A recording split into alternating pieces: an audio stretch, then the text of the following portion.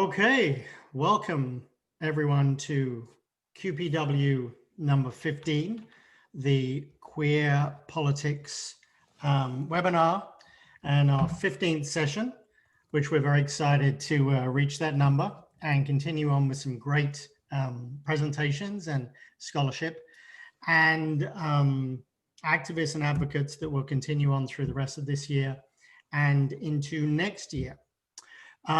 So today we are very lucky to have with us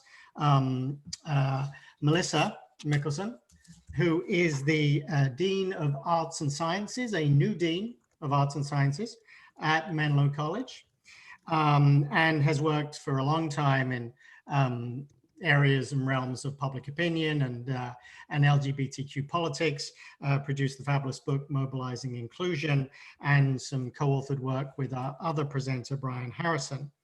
So Brian is at the Hubert Humphrey School of Public Affairs at the University of Minnesota, author of Listen, We Need to Talk and Change is Gonna Come, along with the new book with Melissa, which is Transforming Prejudice, which they're going to talk to us today about.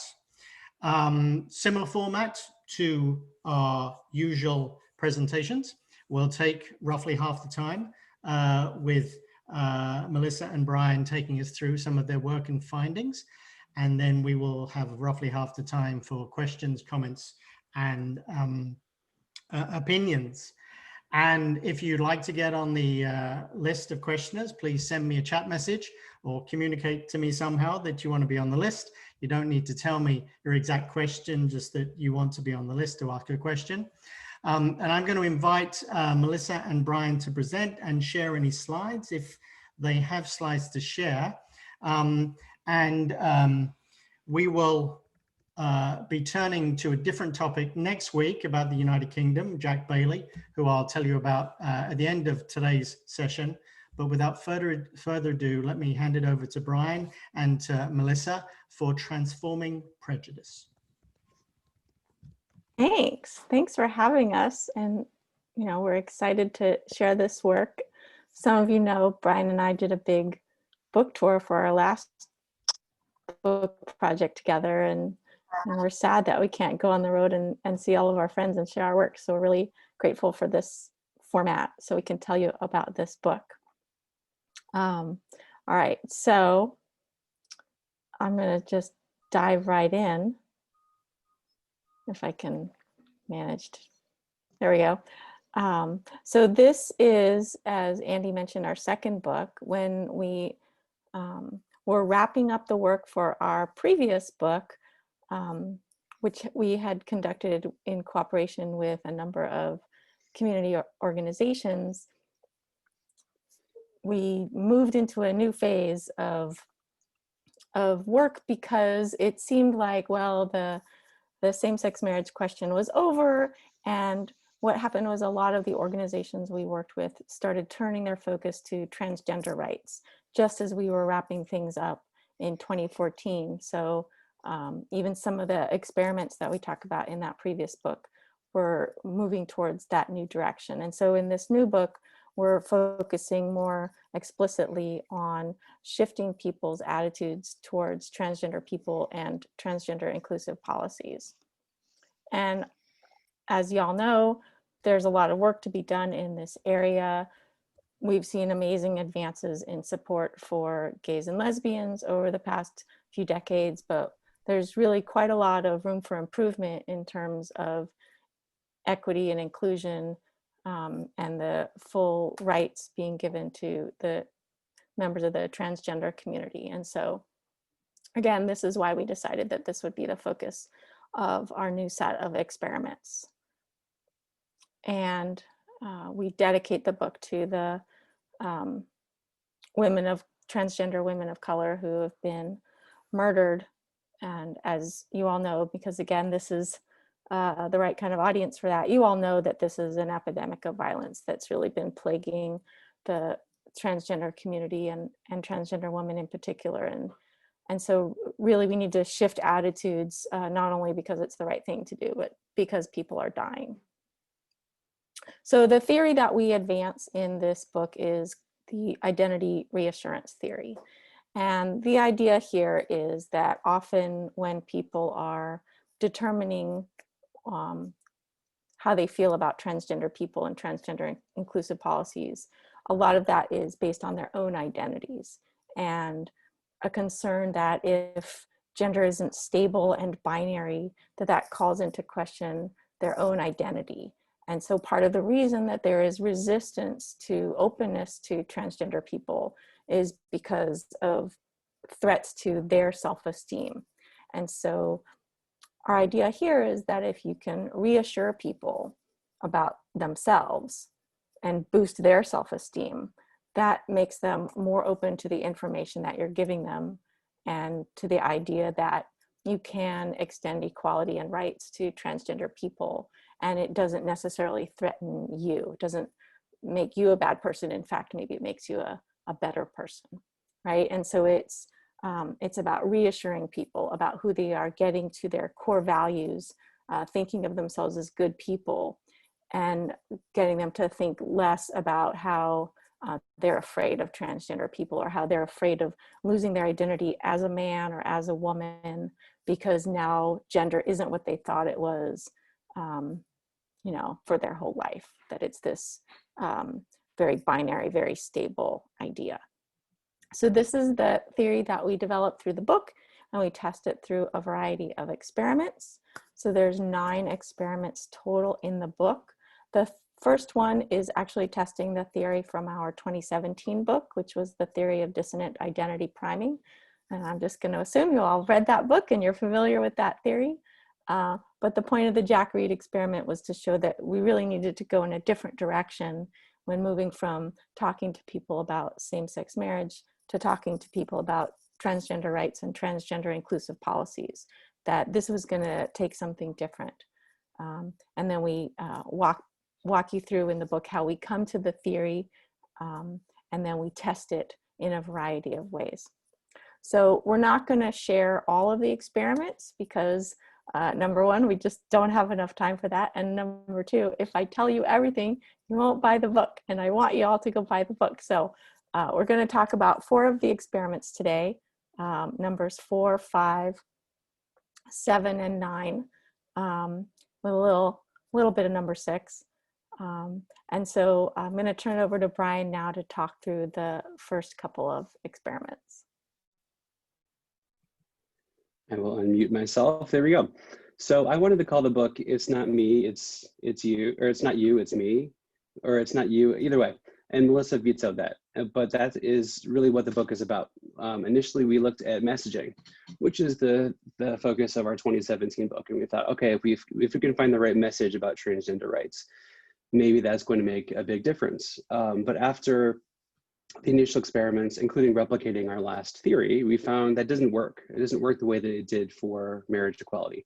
So we got to thinking more about identity of the person that we're trying to reach and persuade. And we really came to the idea of it isn't really about the transgender person in a lot of instances. It's about the other person. And it's about how they see themselves in the social world. And so it led us to go down this path of theory, looking at how we can sort of disarm any threats that people see coming at them about their own identities in order to make them be in a position to be more supportive of people who have different identities. And I think one of the best exemplars of that idea is the work we did with gender identity threat. Now, we really replicated a lot of work done by Rob Willer and some of his colleagues in 2013 and 2014, looking at the idea of gender identity threat. And so what we did in this experiment is undergraduates were randomly assigned to one of 3 conditions. One was the Big 5 personality test, which I'll get to in just a moment. And the other 2 were assigned to the BEM sex roles inventory, a battery of questions about gender performance and gender expectations. And what we expected to find was that if we were able to experimentally manipulate threat to someone's gender identity, that would affect how they think and feel about transgender people and rights. And so specifically, we hypothesized that men would be most affected by this threat. Men would be the least supportive of transgender rights compared to women, even before any threat was present, but particularly when there was a threat present, which is the second hypothesis. when you threaten a male respondent's masculinity, you will also increase his opposition to transgender rights. And conversely, we didn't think that females or women would have the same response. We thought threatening a female respondent's femininity would not affect support in the same way. And we talk extensively in the book about why we come to that conclusion for the hypotheses. But there's another piece to it. We thought that obviously identity is essential in different ways to different folks. And so we wanted to differentiate between men who self-report that gender is important to them, to their identity, to their self-concept. And we thought that they would be more likely to have increased opposition when they're threatened compared to men who don't have that same essentialness to their gender identity. So in other words, your initial thought may be, well, not all men have the same relationship with their gender identity. Absolutely true. So the fourth hypothesis gets to that notion that men who feel that their gender identity is important to how they see themselves in the social world are going to be more likely to be susceptible to gender threat than men who say, my gender identity isn't as important to who I am as a person. So here's what we did. We, next slide, please, madam. Thank you. For those who took the BEM sex roles inventory battery, what we did is we gave them a score, which was a false score, but it mirrored the actual score that they would get if they actually took the battery of questions. So this is what respondents saw. They said your score is from 0 to 50, 25 is average, and we gave them these ranges to give them a sense before we gave them their actual score, what the quote unquote average male or average female would be expected to get. And then they were randomly assigned to their own score, which again was a false score. So one condition, people were told that they were in this squarely masculine range. And we looked at this from either a consonant or dissonant standpoint. It was consonant masculine if the respondent identified as male. We were telling them, you are masculine to the degree that we would expect an average male to be. It was dissonant for women in that obviously, or perhaps not obviously, the gendered expectation would be masculine would be dissonant for the average female. So in a couple of slides, we call it consonant or dissonant with sort of that gendered and, as we know, false gendered expectation in mind. Similarly for women, they were told that they were in the average range if they were in the consonant condition, or if it was a self-identified male respondent, this would be considered the dissonant condition for them because they were outside the norm of the male range and squarely in the average female range. For those who weren't in either condition, dissonant or consonant, they took the sort of benign Big Five psychological test to look at personality traits. And this is frequently a control in psychological experiments, so we used it as well. And I gave everyone sort of a moderate score. And there's no reason to think that this control condition correlates in any way with gendered expectations, given that we give everyone a moderate sort of middle of the road score on extroversion, agreeableness, conscientiousness, emotional stability, and intellect. So again, this was to replicate the experience of taking a long survey, taking questions that were a battery of asking about your expectations about interacting with other people. This one just didn't have any cue as it pertains to gender expectations or performance. And so when it comes to our findings, what we found was, and again, we separate into threatening and non-threatening. You could also call it dissonant or consonant. Either way, the idea is, if we told you that your score was not what you might expect the gendered expectation to be, we expected that to have a considerable effect on men, not so much on women. So our dependent variable here was whether people thought that transgender people should access the bathroom of their choice that made them feel safe and comfortable. And in the non-threatening condition, again, the condition where we told people your results of this survey were as expected for your self-identified gender. Men who were in the non-threatening condition, who were told you are masculine, just as one might expect, they were pretty overwhelmingly supportive of bathroom access. Almost 90% of respondents said, yes, we think that transgender people should access bathrooms according to their choice. But in the threatening condition, when we said, well, no, you're not quite so masculine, that dropped about 20 percentage points. a significant drop, as we talk about in more detail in the book. Similarly, if you ask people whether they would vote if there were a ballot initiative on allowing bathroom access, there was a huge drop, more than 20 percentage points between the threatening and non-threatening conditions among men. And you'll see in the placebo condition, that was sort of, it was sort of consistent with the non-threatened condition. We go into that in a little bit more detail in the book, but we see that as purely a placebo, as a group that we don't necessarily really interpret in any meaningful way. Turning to women, there was very little effect. If you look at bathroom access, the non-threatening conditioning was higher by about 6 percentage points, a little more than 6 percentage points, was not statistically significant. The ballot bathrooms question was sort of a ceiling effect. 100% of respondents in the non-threatening conditions said that they supported or that they would vote yes for access to bathrooms. So can't do a whole lot better than 100%. So we did see a decline between threatening and non-threatening here, but we didn't really have a strong theory of why that might be, and we attributed it to sort of this ceiling effect. And I think the next slide is a summary slide. No, it's not. Okay, you can go back and listen. So we would normally have a summary slide of our hypotheses here, but I can summarize using this. Men who were threatened, who had their masculinity threatened, were in fact less supportive of transgender rights in this instance, measured through bathroom access and theoretical voting, future voting on bathroom access.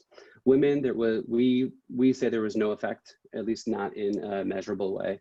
And so we came to the conclusion, and this really was the genesis of the theory, this really is about them. It's about recipients of messaging. And if there are ways that we can try to bolster their identity and not threaten, perhaps we can make people even more supportive of transgender rights. That turns to the next experiment, which was essentially identical. We gave people a score that boosted their masculinity rather than threatened it. So same format, same questions, same everything, except for their score screen, they were told that they were super masculine. Way to go, bro, you are super masculine. We also added the text, you are very masculine compared to most college-age men. Now, again, these are college students. So the idea was not only to say in the abstract, you are very masculine, it was comparative, to say you are very masculine compared to your peers. And sort of the converse of what I just said, I'm sorry, and for women, the same thing. You are super, super feminine, good for you. Thinking that if we could sort of boost this sense of gendered expectation, that we might find the opposite effect, that people might be more confident in their gender identity and therefore be able to sort of look outside themselves, look outside their identity and support transgender people and rights. And we found some support for this. We did find that men who were in the treatment condition were more supportive of transgender military service. And we also found people in overall were more supportive. Women, again, were not susceptible to this extreme femininity boost, and we didn't hypothesize they would be. So again, threat continues to be a potent way to dissuade people from being supportive. There's some initial support for the idea of bolstering. Now, instead of going down the road of only looking at gender identity for the entire book, we decided to turn to some other strategies and tactics. And those are where Melissa will go next. Before she does describe some of those experiments, we thought emotion was something that was particularly important to tackle in some comprehensive sense.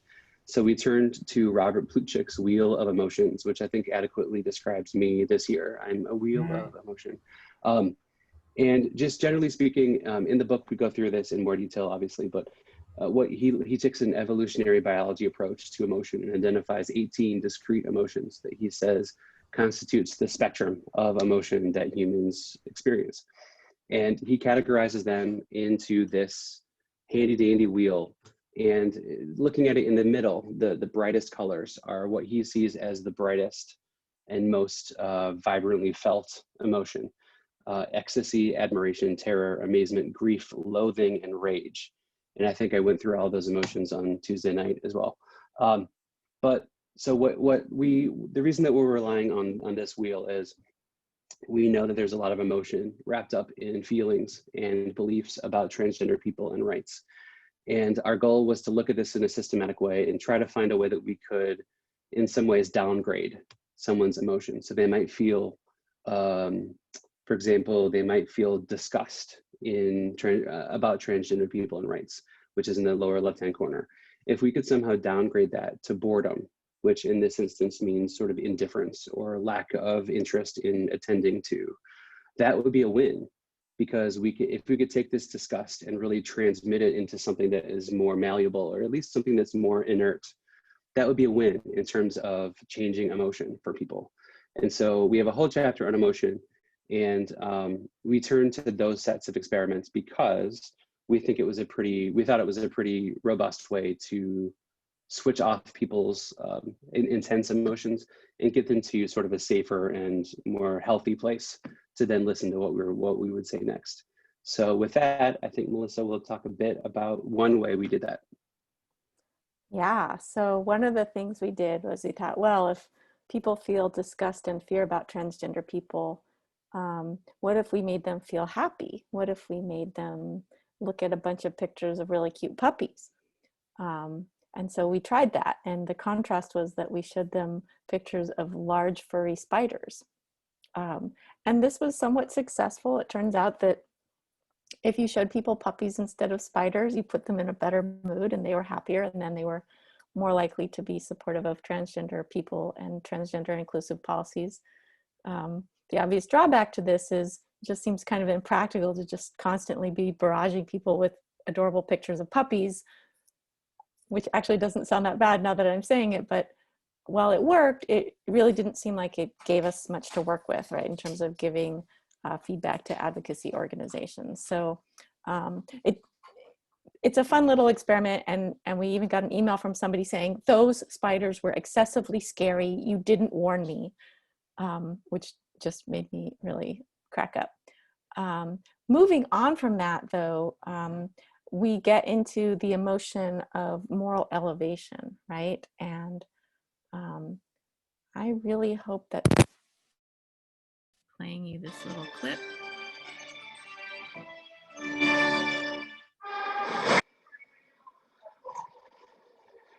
On the New York City subway, it's hard enough finding someone who will give up his seat to a stranger, let alone be willing to give up his life for one. The train was coming in like that. It happened just 50-year-old Wesley Autry, a construction worker and Navy veteran, was standing on a subway platform with his two little girls when right in front of them, a man started having a seizure. He kind of stumbled and over his own feet and fall backwards. I see a train coming, but the train is so close, I'm like, what do I do? Wesley jumped onto the tracks and thought if he could just lie on top of the man, keep him from flailing, maybe the train would roll right over both of them. The clearance was exactly 21 inches. Wesley and the man, 20 and a half. No way the train can stop before this gentleman could get him up off the tracks. So he covered him with his body and pushed him down to a point where the train wouldn't hit his head, and held him down under the tracks while the train came and rolled right over the top. It gave Wesley's children the scare of their young lives. I thought he was going to get killed. And Wesley, the scare of his too. I'm like talking to him, sir, you can't move. I got two kids up here looking for their father to come back. I don't know you, you don't know me, but listen, don't panic. You know, I'm here to save you. As for the guy Wesley saved, he's 20-year-old Cameron Hollipter. And other than a few scrapes and bruises, his father says he's doing fine. Mr. Autry's instinctive and unselfish act saved our son's life. You know, the word hero gets thrown around a lot nowadays. What a better way to say it to start off the new year than to save a life. Yeah, man. Nice to be reminded of what one really looks like. Steve Hartman, CBS News, New York. All right, so you all watched that, and now you are moral elevation. You're like, oh my gosh, that guy, he's so good, right? I want to be like that guy. I want to be a good person. I am filled with, right, this sense of well-being and love for my fellow man. So that's the treatment video. It's one of the treatment videos. Then we also showed people some videos meant to be amusing, to make them happy, kind of like a puppy. And then we showed them control videos that were just like little clips of documentaries. Whoops. Right? And so we assumed in this experiment that people who watched one of the 3 moral elevation videos would be more supportive of transgender rights and transgender inclusive policies compared to the amusement videos and the control videos. And again, as with some of our other work, we're building what some other scholars did. We actually are using the same set of videos for our conditions as those previous scholars. So we know that these videos are evoking the emotions that we expect them to. And as you can see, this is creating an index of transphobia from a variety of dependent variable questions. Watching the moral elevation videos had an effect. It not only has an effect compared to control, like if you watch a boring video about how to make a flute, but it even has a difference compared to videos meant to evoke amusement or happiness, like a video about roller coasters, right? So that warm fuzzy feeling you get from a moral elevation condition has a dramatic effect on people's attitudes in a really beautiful way. I think this is just a great experiment. And we also find that the treatment condition has an effect when we ask people. So in the previous slide, it's about attitudes, and some of the dependent variables, we were asking them about expected behaviors. So saying that they would be likely to vote certain ways on ballot measures. We also see significant differences when you look at people in the moral elevation conditions compared to the other conditions. And then, am I supposed to do two? Yeah. So then finally, the last experiment I'm going to tell you about is what we call the journey story experiment. And so in this photo, you can see a transgender girl and her mom, Kimberly Shapley. And the key about Kimberly is that she used to be opposed to transgender rights, didn't believe transgender was a real thing, was a fairly conservative Christian woman. But then when her own child came out to her as transgender, she changed her mind. And so the idea of the journey story, which of course we see in a lot of advocacy organization work, is that if you can tell people how someone else changed their mind and went through a journey of shifting their attitudes, it shows them the way that they can also change their mind, right? This is my favorite experiment in the book because I did it with my parents on Halloween. I just want you to picture in your mind my parents and I standing outside of their house on Halloween. I am dressed as Wonder Woman. So my parents live on the kind of street where in a non-pandemic Halloween, you get like 1,000 people, 1,500 people. It's, you know, people bus in to go down the street. It's one of those streets. So it's a great opportunity to collect data. So my parents are out there with me saying, get a Dunkin' Donuts gift card, do a survey, right? And so as all these people are coming by, we're saying, hey, do your parents want to get a Dunkin' Donuts gift card? And so the kids are getting the candy from my parents, and my parents are helping me distribute the surveys and give out the gift cards. And, you know, I'm yelling in English and Spanish, getting people to stop and fill out our survey. It was so fun. And we were out there from 3:30 in the afternoon until 9:30 at night. And so we collected all this data in one day. And I had 2 different versions of the survey on pieces of paper. So one is the treatment condition with the story, the journey story about Kimberly Shapley. And then the treatment condition is the image and the text on the lower half of the screen, right? So not a journey story, but just telling people this is what transgender means in this beautiful rainbow logo with the transgender symbol, right? So did it work? Yeah, it did work.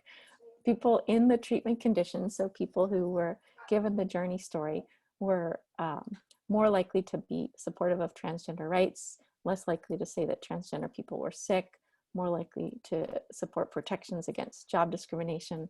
And when we combined it all into an index, basically more supportive overall.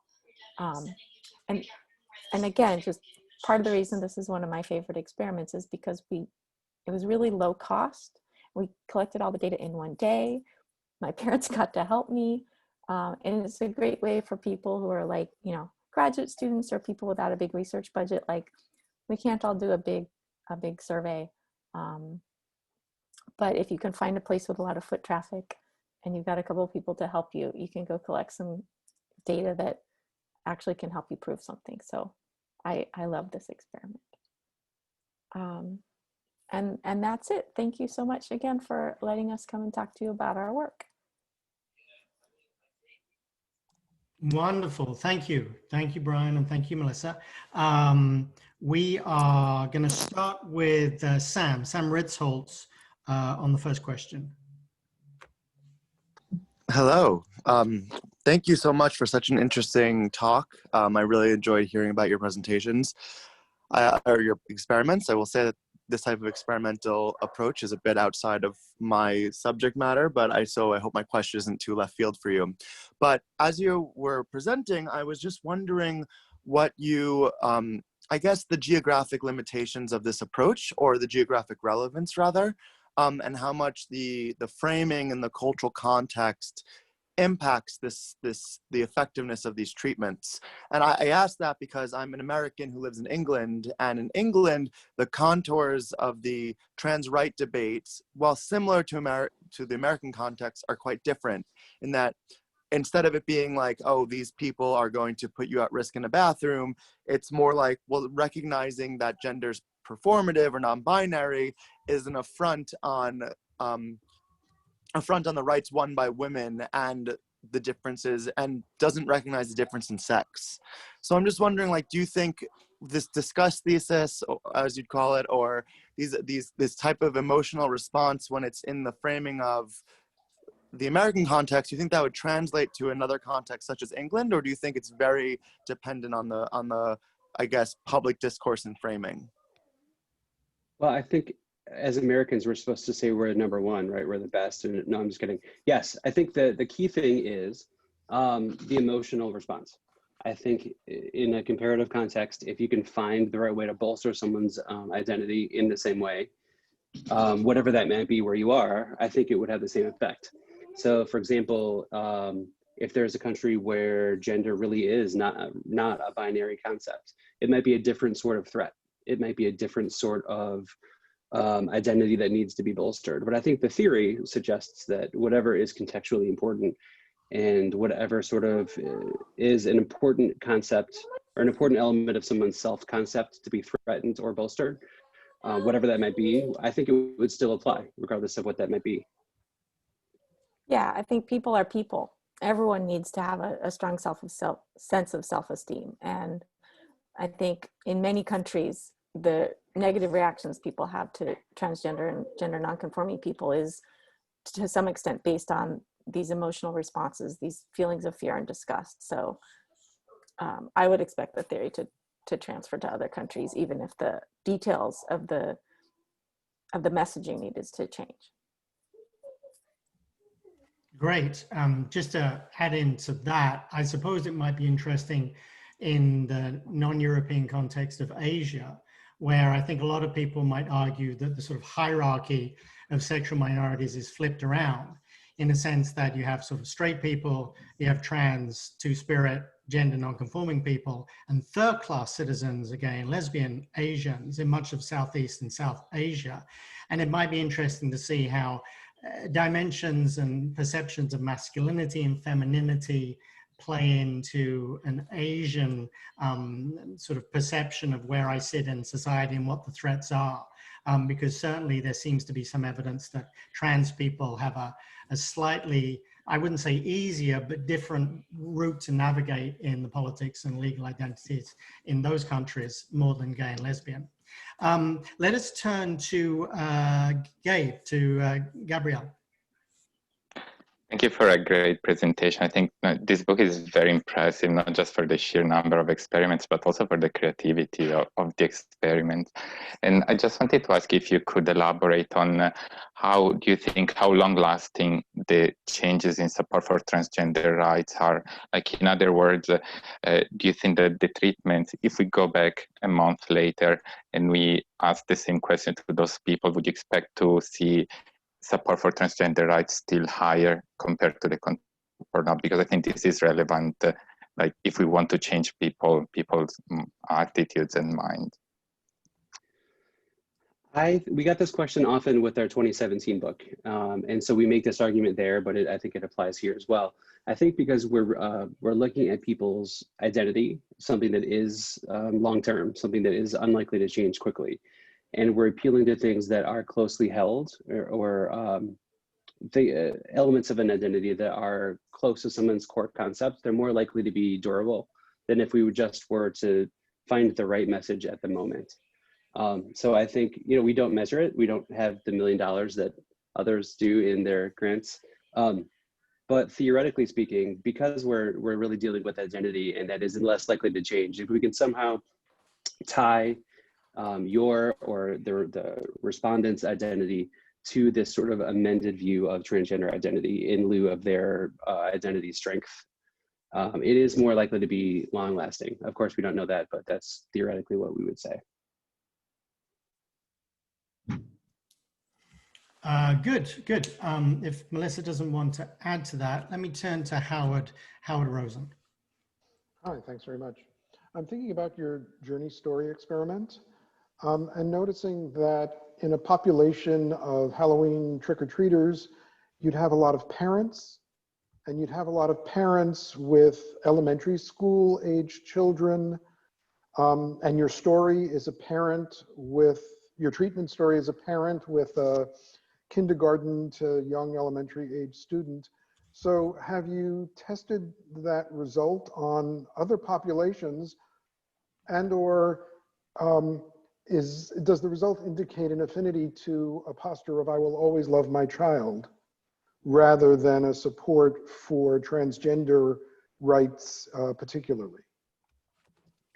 Yeah, I think those are really great questions. And I think it would be great if other people take our journey experiment idea and test those extensions of it. Would have been great to run another experiment on Halloween this year, but my parents are not giving out candy. But yeah, I mean, that's part of the problem with experiments, right? You try this tiny little idea and then people are like, well, what if you had done this? And what if you had done this? I think we had like the ideal conditions, right? Given that it's such a small sample, we only got 226 usable surveys, that we were able to find something is probably something to do with, as you mentioned, there's a real parallel between the respondents and the journey story people that we were using in our story. And we definitely would have liked to use it with different ideas.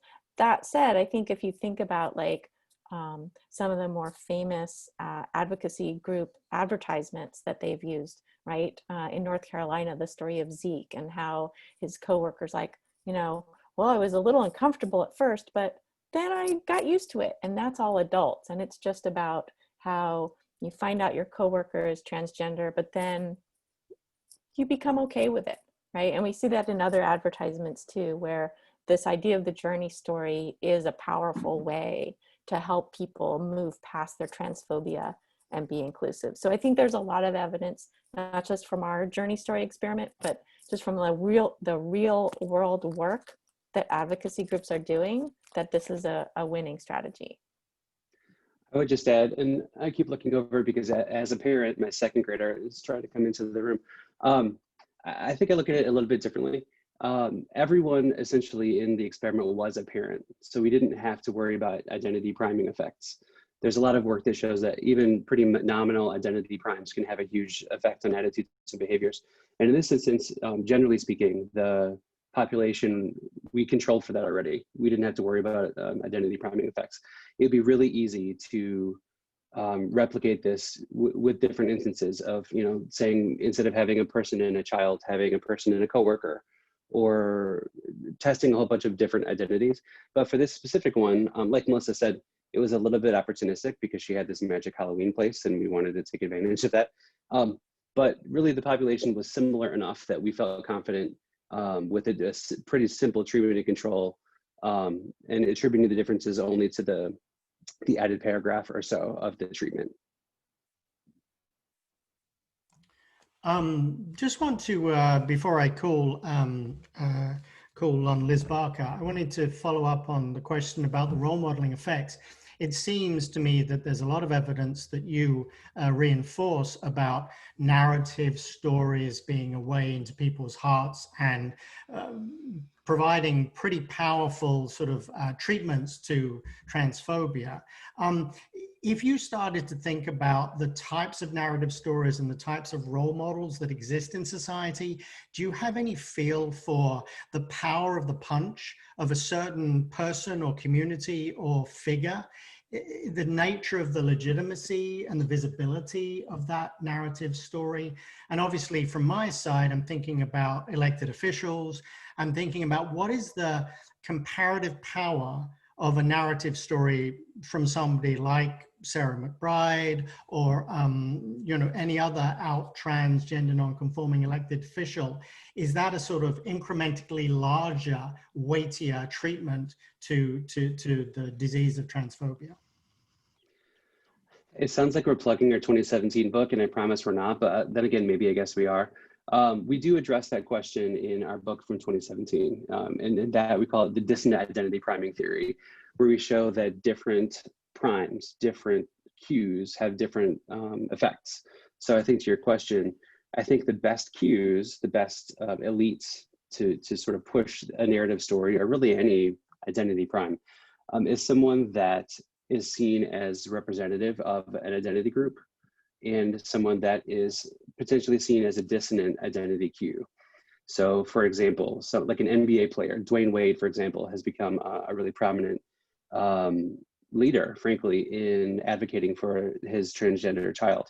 And I think that is surprising to a lot of folks to see a Black NBA player come out so publicly and eloquently on this topic. And I think it's really caught a lot of people's attention in both the Black community and in other communities as well, because that elite cue is unexpected. I think someone like Sarah McBride, for example, I think might be less powerful because that cue is a little bit more expected. It's a transgender person, it's someone running for office. It's sort of in the realm of what we'd expect for advocacy. And that's not to say she would have no effect, but I think if you're looking for the most optimal cue or set of elites to make these sorts of appeals, it would be identity group leaders. It would be surprising folks who maybe are dissonant in the minds of recipients. And I think it would be identity leaders for identities that are salient to transgender support.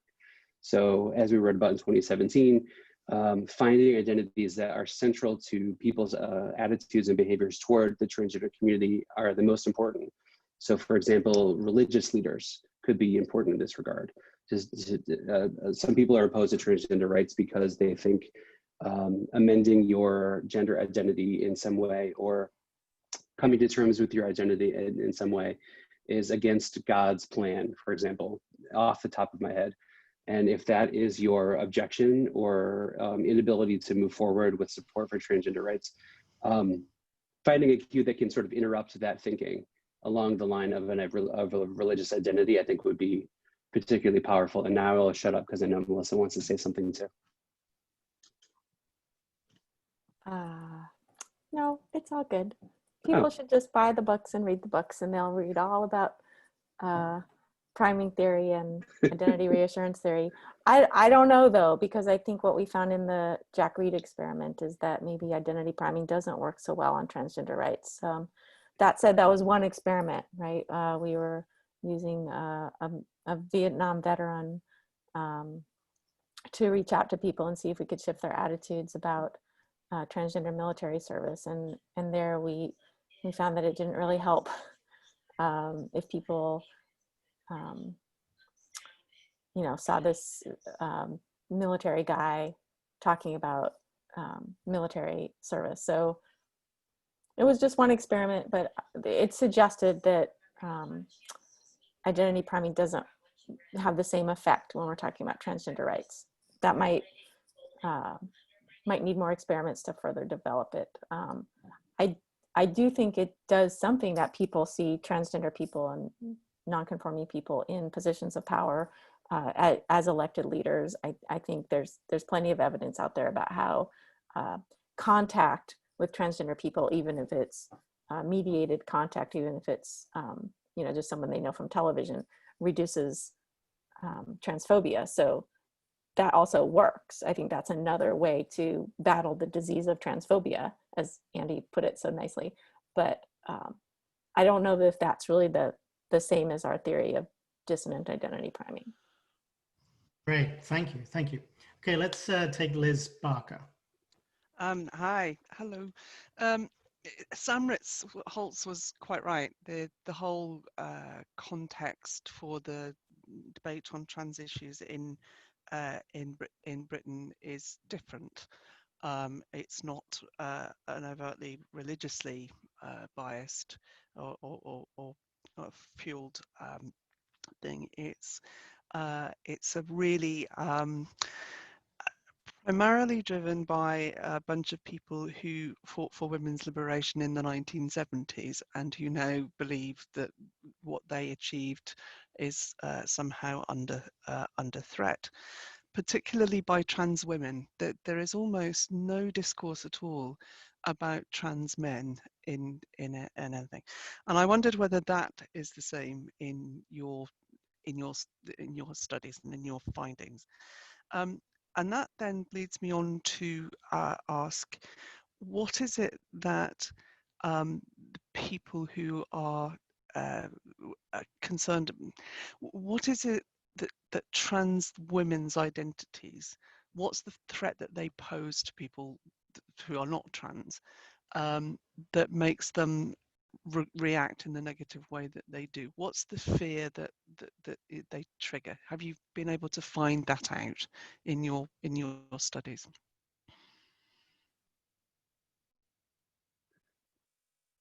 I don't want to interrupt you, Melissa. Were you going to answer? You go, Brian. Oh, okay. Sorry. I'll take your second question first, actually.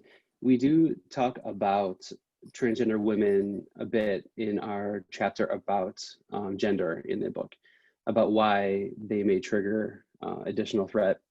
And as we found in our gender threat experiment, men are disproportionately impacted by the idea of threat to their identity than women.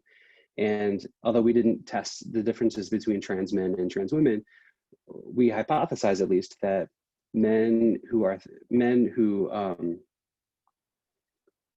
for whom their masculinity is terribly important, the thought of someone, a transgender woman, changing their identity to voluntarily give up that sense of masculinity, as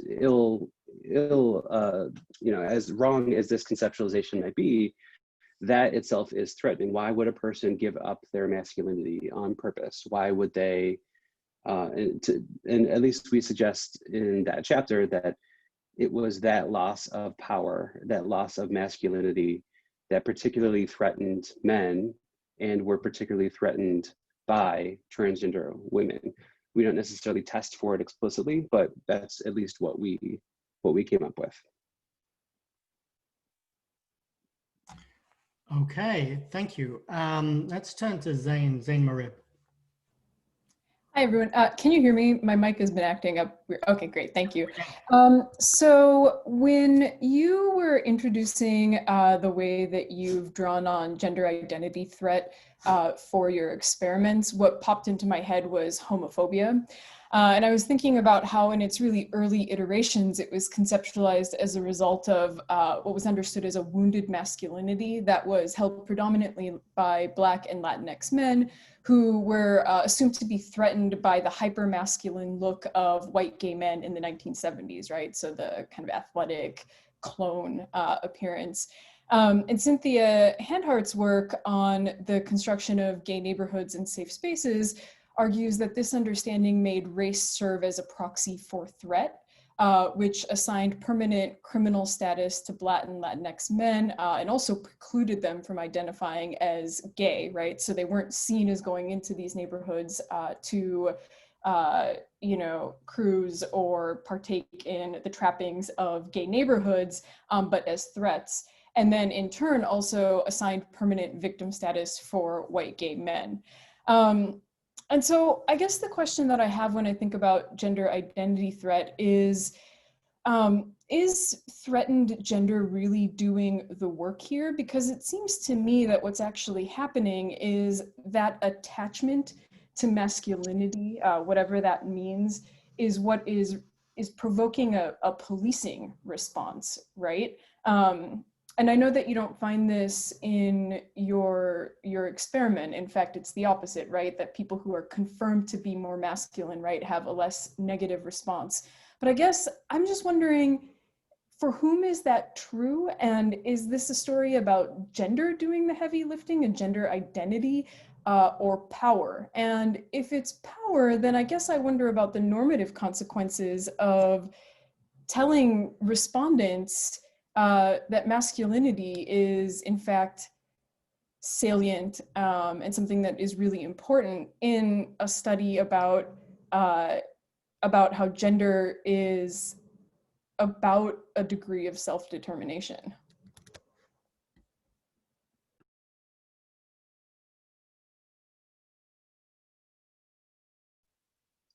I don't know that I have answers to those questions, but they are really good questions.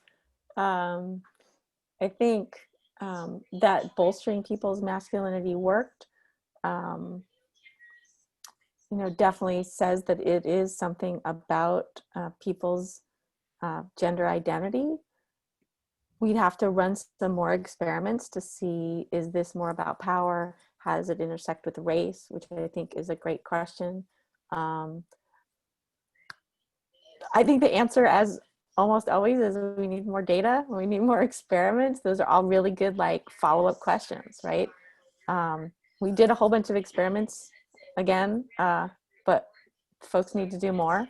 I hope people will do more. Yeah, I mean, that would be really interesting to test. I hope somebody does that. I don't have a better answer than that. Maybe Brian does. No, I think that's a perfectly plausible explanation for why we saw the results that we saw. I think from our perspective, from an empirical standpoint, we didn't separate the concepts of gender identity and power empirically in the experiments. We thought that they were too closely aligned to really separate within a relatively short experimental context. It's not to say that you can't, it's just that we didn't. But like Melissa said, I think it's a really good question and something that should inform the next iteration of our work to try to unpack the reasons behind some of these things rather than just that they happen, if that makes sense. Not necessarily just our work. Can other people please help? Here's a theory, please go check. Obviously we continue to do work and we love our work, but I think at least what I hope, and especially when we're pointing out how some of these experiments can be relatively low cost, there's a lot of things that people could go out there and test with a couple $100 and some energetic parents. So I hope more and more experiments are conducted so we can really dive more deeply into these ideas. And it really is a great maybe question. In other countries. It really is a great question. And I may email you with some thoughts about how we might operationalize that in the experiment, but thank you. Okay, I'm going to call on Gordon Collins in a second, but I just wanted to say one other thing about the masculinity, sexual orientation, gender identity dynamic, which is not really a question because I think it's almost impossible to answer, but just to throw out there for you and other researchers to think about. And it seems to me that in your pool of respondents in the world, we see increasingly younger people identifying as bisexual or pansexual or sexually fluid. And it's not clear to me. Well, it's sort of clear to me that when you do your masculinity traits, somebody who is thinking of themselves or thinking of others as bisexual is probably going to think, well, that's dragging me to the feminine side of the continuum as a man, a cisgendered man. But it's not clear to me if a cisgendered woman who is identifying as bisexual is necessarily thinking that that's pulling them to the masculine side of the continuum in an opposite way. That's a murkier question. And I'm wondering how issues of masculinity, femininity are going to interact with a huge growth in people who identify as bisexual, pansexual, or sexually fluid. I mean, in many of our indicators now, we're seeing maybe 20, 25% of people under 25 and 30 in the places we can measure identifying on a continuum, not completely homosexual, not completely heterosexual. And so it's sort of going to screw up the nature of the questioning and the surveying. And again, that's not really a question for you because it's almost impossible to answer, but it's sort of posing it for future research. Okay, before we close, let me call Gordon Collins for the final question. Thank you very much, Andrew. Thanks, Melissa and Brian, for your presentation. Is really interesting, and I've followed some of your other work as well. My question is probably going to reveal how perhaps I didn't follow all the statistics, so I apologize in advance. But I refer back to your first slide on partisanship, and I'm always interested to know to what extent some of your experiments dissolved some of those differences between perhaps a liberal and conservative thinker, and particularly for those that made positive or positive representations. I'm thinking of the journey story, and then some positive mediated, I'm going to flip my page to get the correct terminology, mediated contacts. Did the emotional response of respondents follow partisan lines, or do people respond in an emotional way irrespective of their partisan positions? I'm thinking in terms of future communication and how to persuade people and to reduce prejudice. Is there a partisan emotional correlation? I'm checking the appendix. While she's checking, let me make wild speculations because that's more fun. I will say that there's probably a stronger correlation ideologically than there is from a partisan standpoint. And Melissa's fact checking me right now.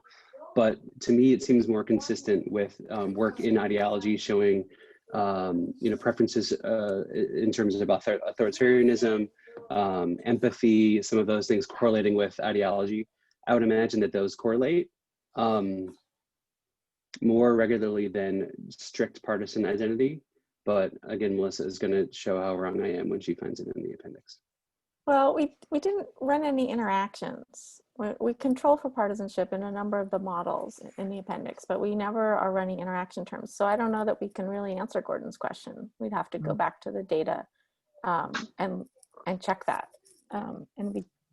I think we loaded the data to the data serve, whatever you call it. But if not, if people want to look at it, just let us know. It's a good question. More good questions that I do not have answers to. More research. I do think that the as we know from work like Liliana Mason and others, there's becoming a stronger and stronger correlation between interpersonal identities, or not interpersonal identity, different identities and partisanship. They're becoming stronger, more and more correlated. So again, wildly speculating with no data, I think yes. I think it's become more the case that I am Republican, and that comes along with a whole bunch of very strongly correlated emotions, more so than it's been ever. So I would like to say that there's no correlation, but I think there's reasons to think that there's both a partisan and an ideological correlation for similar but not exactly the same reasons. But like Melissa said, let's work together and find out for sure. Thank you. Okay, well, it's 2:00 on the East Coast of America. So thank you all for participating. Thank you so much, Melissa and Brian, for sharing your research, and everybody for their great questions. Very quickly, let me remind you, next week, Jack Bailey from the University of Manchester will be reporting on the largest survey of queer people in the United Kingdom on his findings from that. So keep well, keep safe, and we'll see you all next week at the same time. So bye-bye. Thanks, everyone. Thanks for Thank you. coming. Bye.